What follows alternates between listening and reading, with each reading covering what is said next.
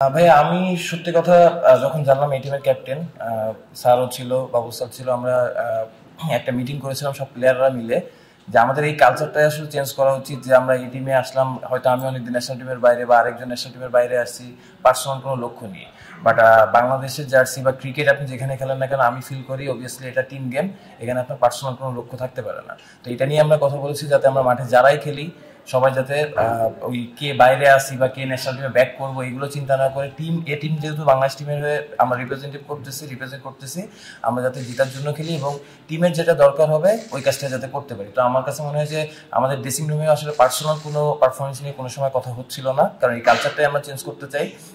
Eventually যখনই কথা হয়েছে আমরা টিম গেম কিভাবে জিততে পারি ম্যাচ, এটা নিয়ে আসলে কথা হচ্ছিল। এটাই আমি বলছি যে দেখেন, এটা কিন্তু এই কালচারটা আমি বললাম বা আরেকজন বললো করা যাবে না, এখানে সবার হেল্প দরকার। আপনাদের আমাদের যারা আছে, আমাদের বাংলাদেশি কালচারে যদি বলি, বাংলাদেশের কালচারের জায়গা থেকেই আপনার এই জিনিসটা ইম্পর্টেন্ট। কারণ আপনার যখন অনেকদিন ন্যাশনাল টিমের বাইরে কেউ থাকে, যে জিনিসটা আমি যদি একটা কথা বলি, আমাদের কোচ ছিল শ্রীরাম, লাস্ট 22 সালে ওয়ার্ল্ড কাপে মনে হয়। তো ওর কাছে আমি জিজ্ঞেস করেছিলাম যে মানে জিনিসটা কি, যে ইন্ডিয়ার যখন ডেবিউ হচ্ছে একটা প্লেয়ার আসতেছে সমানে রান করতেছে, তো আমরা কোন জায়গায় পিছিয়ে আছি। তো ও আমরা বলছিল যে এটা হচ্ছে মেন্টাল ব্যারিয়ার, কারণ আমরা অনেক কিছু চিন্তা করতেছি যে আমি ন্যাশনাল টিমে খেলতে পারলে কি হবে, না পারলে কি হবে, বা আমি যদি এখান থেকে বাদ যাই কি হবে।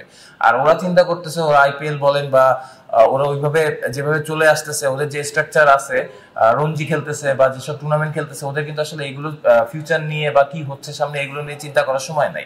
ওরা আসতেছে, ফ্রিলি খেলতেছে। তো আপনি যখন ফ্রিলি খেলতে পারবেন, আপনার অবশ্যই মেন্টাল ব্যারিয়ারটা ইজি হবে না। অবভিয়াসলি দেখেন, আমি যেটা বললাম ক্রিকেট টিম গেম, হয়তো ম্যাচ হারলে আপনি অনেকগুলো কথায় অনেক উঠাতে পারবেন, বাট আমার কাছে মনে হয় যে জিনিসটা হচ্ছে কারো ইন্ডিভিজুয়াল চিন্তা না করে হয়তো টিম হিসেবে আমরা, আমার কাছে মনে হয় যে যেটা বললাম যে সিলেটের একটা ঘন্টা বা একটা সেশন আমরা একটু খারাপ খেলেছি, যার কারণে কিন্তু ব্যাকফুটে চলে গিয়েছিলাম।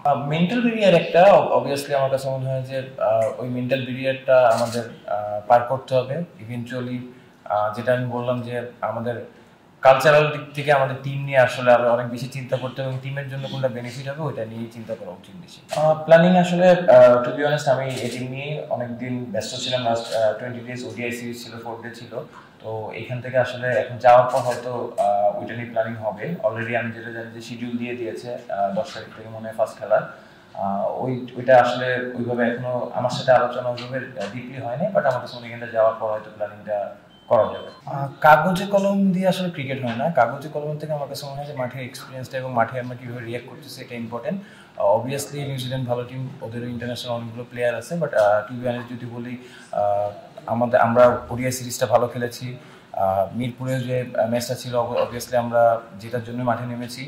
সিলেটের যে জিনিসটা হচ্ছে, আমরা পুরো সেশন যদি আপনি খেলা দেখেন তাহলে আমার কাছে মনে হয় যে যদি 12টা সেশন থাকে আমরা 8টা বা 9টা সেশন ভালো এগিয়েছিলাম। লাস্ট একটা সেশনে আমার কাছে মনে হয় যে জিনিসটা আমরা মিস করেছি, ওইটার কারণেই আসলে ম্যাচটা হেরেছি, না হলে রেজাল্টটা অন্যরকম হতে পারে।